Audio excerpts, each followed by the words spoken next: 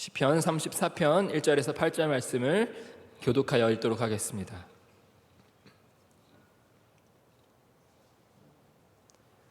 시편 34편 1절에서 8절 말씀 제가 먼저 읽고 마지막 절은 함께 읽겠습니다.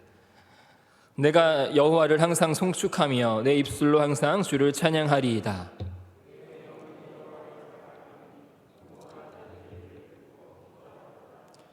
나와 함께 여호와를 광대하시다 하며 함께 그의 이름을 높이세.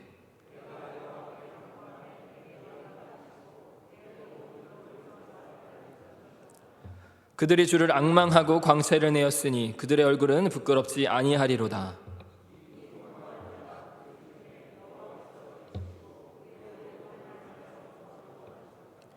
여호와의 천사가 주를 경외하는 자를 둘러 진치고 그들을 건지시는도다.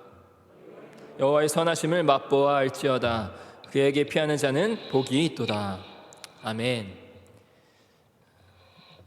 오늘은 맛보아 알지어다라는 제목으로 함께 시편 34편의 말씀을 살펴보도록 하겠습니다.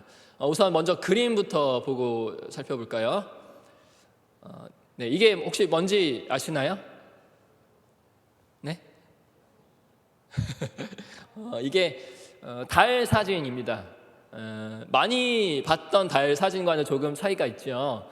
우리가 보통 봐왔던 그런 달은 회색빛의 달의 사진인데, 오늘 저와 함께 보고 계시는 이 달의 사진은 붉은색도 있고 진한 푸른색도 있는 평소와 다른 그런 달 사진입니다. 이 달 사진은 미국의 두 천체 사진 작가가, 그러니까 이런 별 같은 것들을 찍는 그런 사진 작가 둘이서 약 9개월에 걸쳐서 25만 장의 달 사진을 겹치고 이어서 만든 사진이라고 합니다. 그래서 한 명은 지리적 특성이 나타나는 그런, 그러니까 분화구나 이런 것들이 잘 나타나는 지리적 특성의 사진 20만 장을, 또 한 명은 달의 색깔을 잘 나타내는 사진 5만 장을 각각 찍어서 이것들을 9개월 동안 이어서 겹치고 붙여서 만든 사진이 바로 앞서 보신 그런 달 사진입니다. 우리가 평생 보는 혹은 봤던 달 사진이 몇백 장 혹은 많아봤자 몇천 장 될까요? 그런데 이 두 사람은 약 9개월이라는 어떻게 보면 짧은 시간 동안에 20만 장, 5만 장, 그러니까 둘이 합쳐서 25만 장이라는 정말 셀 수도 없는 그런 많은 달의 사진을 봤던 것이죠. 그래서 우리가 평소 보지 못했던, 어찌 보면 실물에 가까운 그런 달의 사진을 이렇게 완성할 수가 있었습니다. 이 두 사람은 정말 보통 사람들보다 물론 나사 같은 우주에 관련된 일을 하는 사람들을 제외하고 일반 사람들 중에서는 아마도 달에 관한 이야기들, 달에 대한 이야기를 정말 많이 할 말이 많은 사람들이 바로 이 두 사람일 것입니다. 그런데 이 25만 장의 사진을 9개월 동안, 그러니까 밥만 먹고 이 달 사진을 봤겠죠. 그런데 이 두 사람 말고 더 달에 대해서 할 말이 더 많을 사람이 누가 있을까요? 이 두 사람은요, 사실 이 25만 장은 지구상에서 관측 가능한 사진이었거든요. 지구상에서 관측 가능한 달의 모습만을 25만 장을 봤던 거예요. 그러니까 이 두 사람보다 달에 대해서 더 할 말이 많을 사람은 지구상에서는 절대 보지 못할 달의 뒷면. 제가 찾아보니까요, 지구상에서는 평균 달 앞모습의 41%를 볼 수 있지만 지구상에서 절대 보지 못하는 게 바로 달의 뒷면에 41%가 숨겨져 있다고 해요. 그러니까 다시 말씀드리면 이 천체 사진작가 두 사람보다 달에 대해서 더 할 말이 많은 사람은 이들이 앞으로도 이후에도 보지 못할, 그러니까 달의 뒷면, 누구도 지구에서는 볼 수 없고 그 어떤 사람도 지구에 있다면 볼 수 없는, 누구도 경험할 수 없는 그 달의 뒷면, 단 한 장의 달의 뒷면을 본 사람이 바로 25만 장의 사진을 본 사람보다 더 할 말이 많은 거겠죠. 제가 오늘 이 말씀을 드리는 이유는 바로 오늘 시편을 썼던 다윗도 바로 그런 사람이었습니다. 이제 오늘 함께 이 본문을 향해서 우리의 시선을 돌려보도록 할 텐데요. 오늘 본문의 주인공 다윗도 바로 하나님에 대해서 바로 그랬던 사람이었습니다. 그 하나님에 대해서 다윗이 뭐라고 했는지 오늘 본문 1절을 다시 한 번 더 읽어보도록 하겠습니다. 1절 다시 한 번 더 함께 읽어보도록 하겠습니다. 시작. 내가 여호와를 항상 송축하며 내 입술로 항상 주를 찬양하리이다. 아멘. 다윗의 이 고백, 내가 항상 하나님을 송축하겠습니다. 내가 항상 여호와를 찬양하겠습니다. 이 고백에 대해서 이 의가 없으신 분은 아마 없을 겁니다. 또한 이런 고백들은 시편 34편뿐만 아니라 성경의 많은 곳곳에서 나오는 어찌 보면 흔할 수도 있는 그런 고백일 수도 있습니다. 이런 고백에 동의하지 못하거나 동감하지 못할 분은 여기 계시지 않을 거라고 저는 생각합니다. 오늘 이 말씀, 찬양할 겁니다, 또 송축할 겁니다 라고 시작하는 이 말씀, 어떻게 해서 다윗이 이렇게 고백할 수 있었는지 본격적으로 살펴보기 앞서 우리는 다윗에 대해서 한번 살펴보고 싶습니다. 다윗에 대해서 한번 우리의 기억을 되살려 보고 싶습니다. 여러분은 다윗 하면 어떤 것들이 먼저 떠오르시나요? 다윗 하면 많은 것들이 우리가 떠올릴 수가 있을 텐데요. 많은 것들이 떠오르실 겁니다. 위대한 다윗 왕, 혹은 골리앗을 이긴 작은 소년, 사무엘에게 기름 부음 받았던 그런 장면도 기억날 테고요. 또 밧세바를 범한, 또 이후에 솔로몬이 태어나고 압살롬의 그런 반역들, 또 다윗의 장막, 혹은 좀 더 지나면 또 다윗의 절친 요나단도 생각날 겁니다. 정말 많은 것들을 떠오르게 만드는 인물이 바로 다윗입니다. 우리가 성경을 보면서 많은 인물들을 보지만 이렇게 한 단어로 쉽게 표현하기 힘든 인물 중에 한 명이 바로 다윗이지요. 많은 인물들, 예를 들어 요셉 같은 경우는 꿈의 사람, 또 모세는 위대한 지도자, 이렇게 딱 한마디로 요약하며 설명할 수 있지만 다윗은 참 많은 이야기들, 그래서 어찌 보면 우여곡절이라는 말로도 다윗의 인생을 다 설명하기 힘든 것이 바로 다윗이라는 사람의 인생입니다. 다윗은 집에서도 인정받지도 못한 어린 시절을 보냈고요. 사무엘에게 기름 부음을 받으며 등장했던 그 어린 소년 다윗은 이후에는 왕을 비롯한 온 나라, 온 이스라엘이 벌벌 떨면서 그 두려워했던 블레셋의 장군 골리앗을 이기기도 합니다. 또 그 승리, 골리앗을 이겨서 이스라엘을 전쟁의 승리로 이끌었던 그 다윗은 이후에 사울은 천천히요, 다윗은 만만이다라는 노래와 함께 국민적인 영웅으로 칭송받기도 했던 그런 다윗입니다. 또 이후로도 다윗은 왕의 사위가 되고 인생에 다시 없을 요나단이라는 친구를 만나기도 하지요.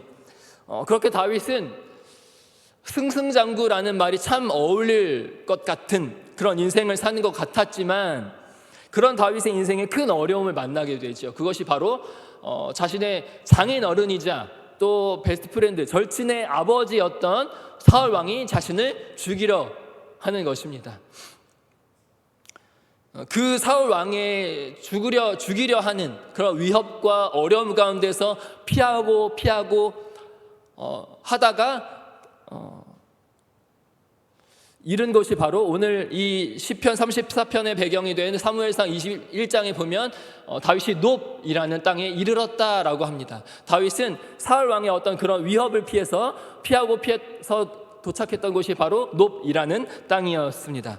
다윗은 이렇게 자신을 죽이려는 사울을 피해서 놉이라는 땅으로 가게 되었는데 그곳에서 제사장 아히멜렉이라는 제사장의 도움을 받으면서 이제는 한숨을 돌릴 것 같은, 이제는 내가 사울 왕을 이 정도면 충분히 피했구나라고 생각도 할 법했지만 또 계속해서 이 도액이라는 이 목자장, 그러니까 사울의 부하가 또 놉이라는 곳에 다윗을 쫓아오게 되었습니다. 그래서 다윗은 이 도액이라는 사람을 피해서 도망하게 되는데 그렇게 도착한 곳이 바로 가드라는 땅이었습니다. 가드 하면 또 떠올려야 될 인물이 바로 누구일까요? 바로 골리앗입니다. 골리앗을 죽였던 다윗이 이스라엘에서 영웅 대접을 받던 영웅으로 칭송받던 그 다윗이었다면 골리앗도 마찬가지였죠. 블레셋에서, 특히 이 골리앗의 고향이었던 가드 땅에서 영웅으로, 이전에 없었던 영웅으로 칭송받던 인물이 그런 골리앗이었는데, 그런 영웅과도 같았던 장군 골리앗을 죽인 이 다윗이 오늘 골리앗의 고향 가드에 왔다. 분위기가 어떨까요? 와, 그 이스라엘의 영웅 다윗이라니, 왕의 사위가 된 다윗이라니, 위대한 사울은 천천히요 다윗은 만만이다 라고 했던 그 다윗이 이 가드 땅에 오다니, 와가 아니라 저놈 골리앗을 죽였던 저 다윗 하면서 온 백성들이 다윗을 향해서 살기를 뿜었던 그런 분위기가 바로 오늘 시편 14편의 배경이 되고 있는 사무엘상 21장에서 그리고 있습니다. 사무엘상 21장 13절의 말씀을 함께 쉬운 성경 버전으로 한번 읽어보도록 하겠습니다. 사무엘상 21장 13절의 말씀 쉬운 성경 버전으로 함께 읽어보도록 하겠습니다. 시작. 그래서 다윗은 아기스와 그의 종들 앞에서 미친 척 하였습니다. 다윗은 그들과 함께 있는 동안 미친 사람처럼 행동했습니다. 괜히 문짝을 긁기도 하고 수염에 침을 질질 흘리기도 했습니다. 이 다윗은 가드 땅, 그러니까 골리앗의 고향에 이르렀을 때, 또 아기스 왕뿐만 아니라 모든 사람들이 자신을 향해서 죽이고자 하는 그런 마음을 갖고 있는 것을 깨달았을 때 다윗이 선택했던 내가 이렇게 해야 살겠구나 라고 택했던 방법이 바로 미친 척 하는 거였죠. 제가 쉬운 성경으로 이렇게 준비했던 이유는 약간 개역 개정은 조금 더 점잖은 표현으로 했더라고요. 물론 쉬운 성경 버전에서도 그렇게 막 점잖은 표현이지만, 괜히 문짝을 긁기도 하고 수염에 침을 질질 흘린다, 이것보다 사실 다윗은 더한 행동을 더 했겠지요. 문짝을 긁으면서 손톱에 피가 나고 수염에 침을 질질 흘리면서 더러워지며 냄새도 나고 정말 거짓골이 따로 없을 그런 행동을 하면서 많은 사람들이 저놈 미쳤네, 미친놈이네 하며 손가락질하면서 많은 사람들이 이 미친 이 다윗이라는 정체 모를 이 미친놈을 피해가는 그런 지경까지 이를 수 있도록 다윗은 미친 척을 오늘 이 가드 땅에서 했다라는 것입니다. 살기 위해서는 상대방이 보기에 충분히 미친 것처럼 보여야 했던 다윗의 마음과 이런 모습들을 어떠했을까요? 결국에는 이런 다윗의 모습을 본 가드의 왕 아기스는 이렇게 말하고 있습니다. 사무엘상 21장 15절에 보면 이렇게 말하고 있습니다. 역시 쉬운 성경 버전인데요. 어디 미친 사람이 부족해서 이런 사람까지 내 앞에서 이런 짓을 하게 하느냐, 이 사람을 내 집에서 쫓아내어라 라고 이 아기스 왕은 다윗을 쫓아내게 됩니다. 아기스 왕이 다윗을 죽이지 않았구나, 다윗의 미친 척이 성공을 했구나 라고 이렇게 생각할 수도 있지만, 다윗이 미친 척을 한 이유를 우리가 아기스 왕의 한 말에서 찾아볼 수가 있습니다. 다윗이 미친 척을 한 이유, 그렇게까지밖에 할 수 없던 이유는, 그렇게 하지 않으면 처참하게 죽임을 당할 수가 있었을 텐데, 미친 척을 함으로 인해서 아기스 왕이 마치 저리로 치워버려라 했던 것처럼 다윗은 아기스 왕을 향해서 또 수많은 신하들, 수많은 백성들을 향해서 이렇게 말하고 싶었던 것이죠.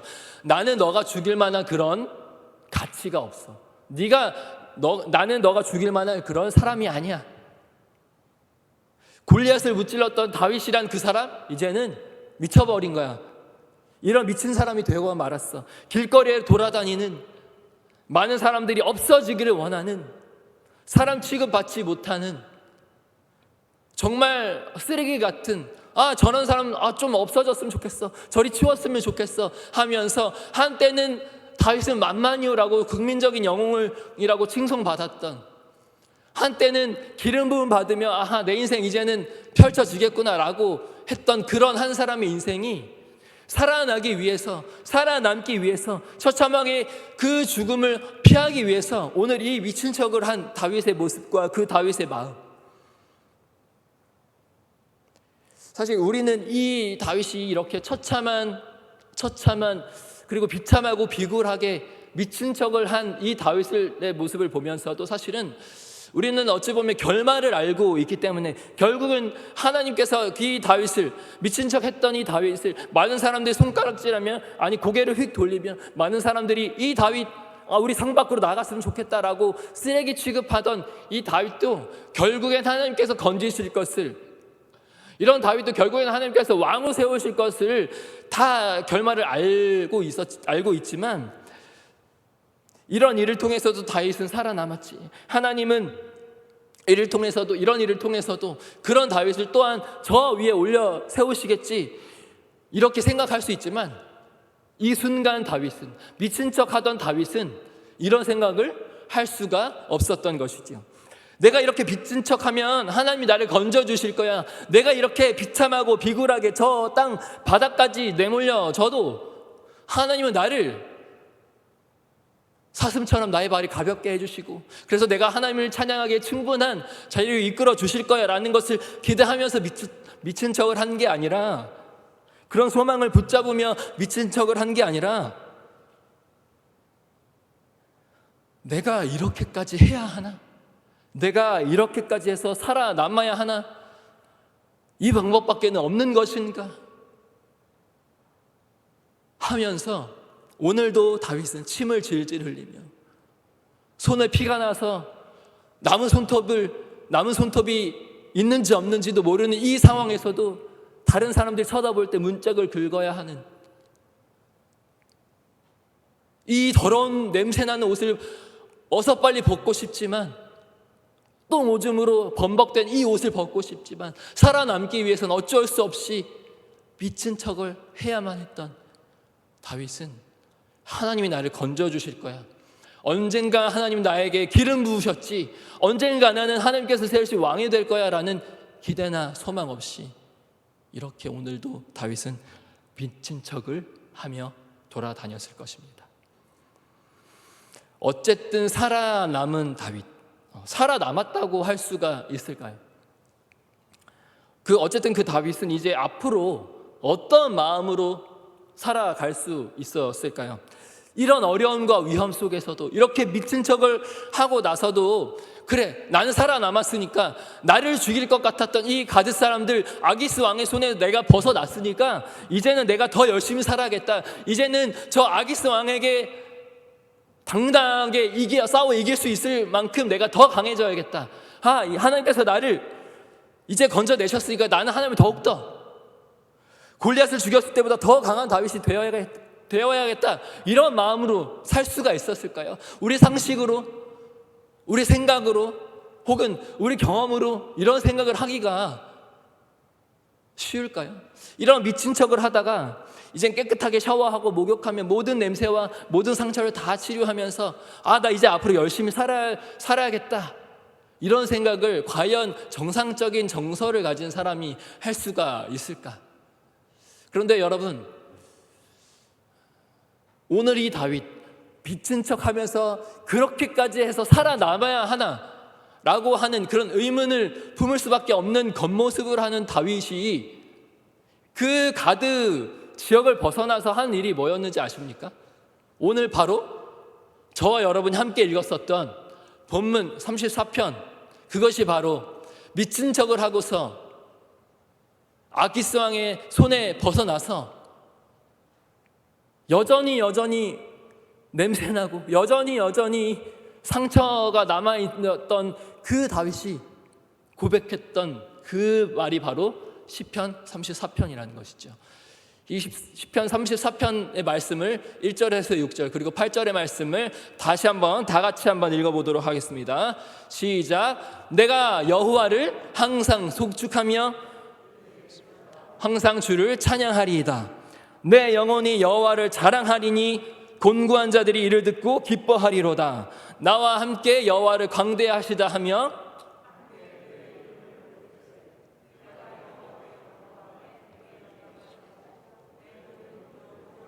건지셨도다. 그들이 주를 앙망하고 광채를 내었으니 그들의 얼굴은 부끄럽지 아니하리로다. 이 공고한 자가 부르짖음에 여호와께 들으시고 그의 모든 환난에서 구원하셨도다. 8절입니다. 너희는 여호와의 선하심을 맛보아 알지어다. 그에게 피하는 자는 아멘. 아멘. 오늘 함께 읽었었던 본문 시편 34편의 말씀은 인간이 스스로 할 수 있는 그 바닥까지 내려갔던, 정말 죽고 싶고 이렇게까지 해야 하나 그런 마음으로 매일같이 살던 사람이 그 상황을 벗어나서 했던 고백이 바로 나는 항상 하나님을 찬양할 것입니다. 나는 하나님을 송축할 겁니다. 나는 하나님을 자랑할 겁니다. 당신도 나와 함께 하나님을 찬양합시다. 당신도 나와 같이 하나님이 얼마나 좋으신 분인지 맛보고 알기를 소망합니다. 라는 고백이었습니다. 여러분 혹시 이해가 되십니까?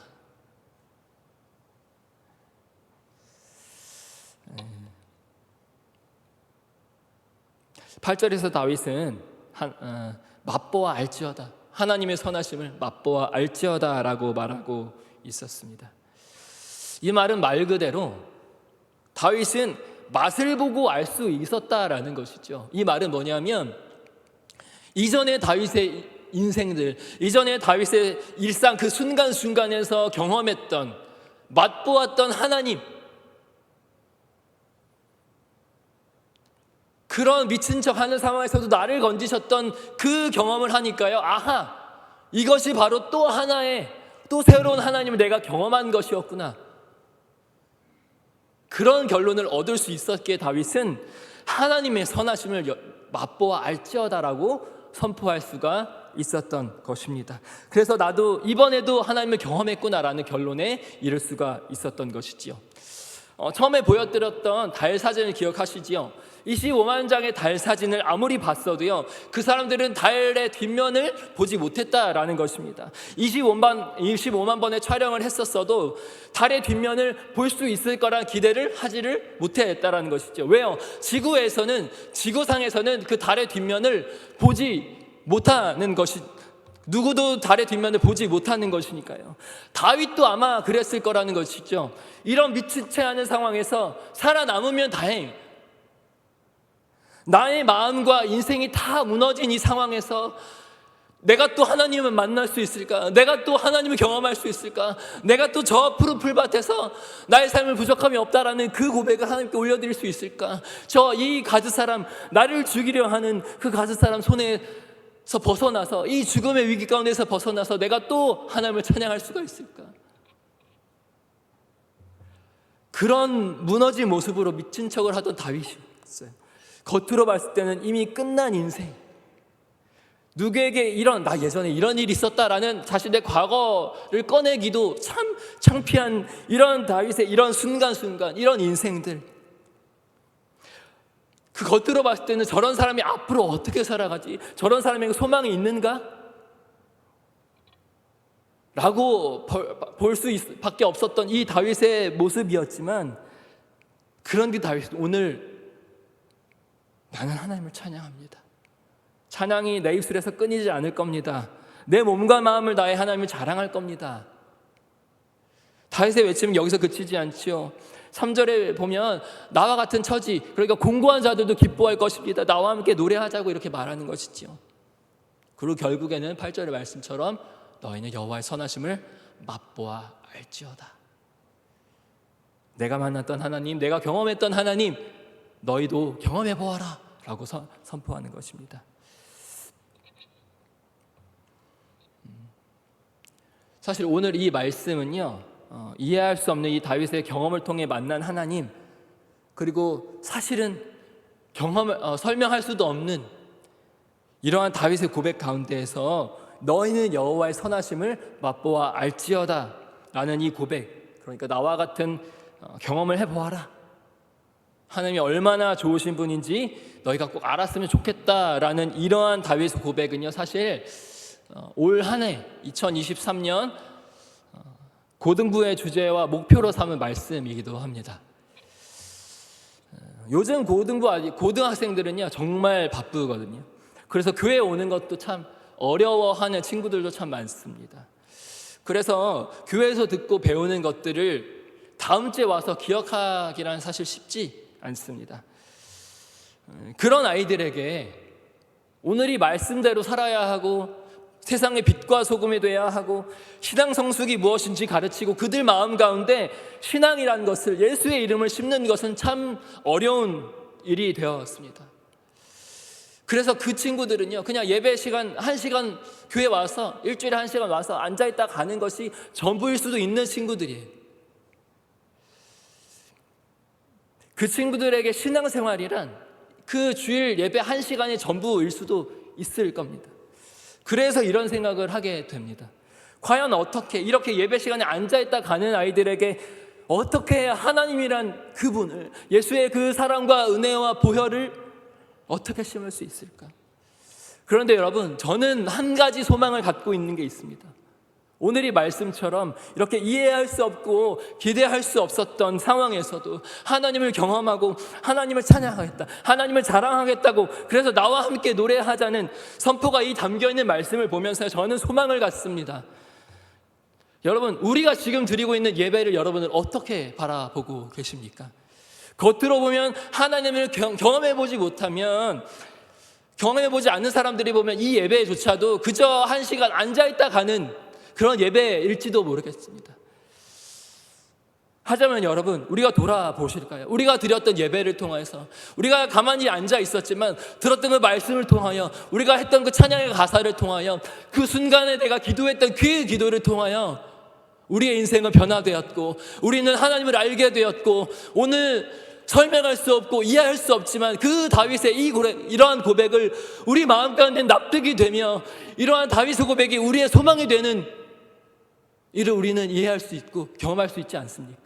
저는 소망합니다. 올 한 해 이 말씀을 고등부 주제와 목표와 말씀으로 삼는 그 이유는 그저 1시간 왔다 가는 1시간의 예배일지라도 기대할 수 없고 어떤 소망이나 재미와 흥미거리, 아이들이 좋아할 만한 요소조차도 하나 보이지 않을 그 예배 1시간, 그 1시간을 통하여 그 아이들이 다윗이 그랬던 것처럼 하나님을 경험하며, 그래서 그 예배 1시간을 통하여 그 아이들이 하나님을 찬양하며 송축하겠다는, 나와 함께 하나님의 이름을 높이자, 나와 같은 고등학생들도 기뻐할 수 있는 하나님이 바로 여기 계신다, 나는 그 소망을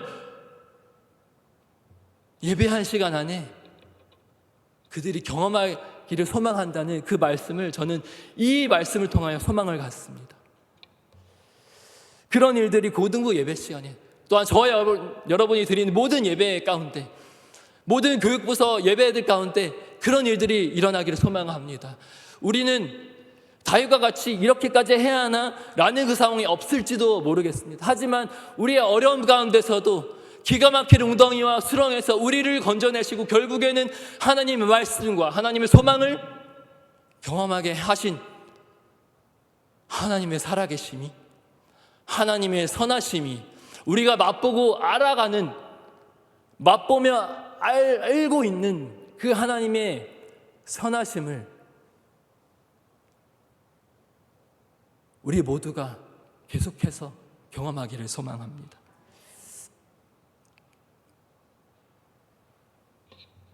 시간에 함께 말씀을 생각하며 찬양하며 기도하실 텐데요.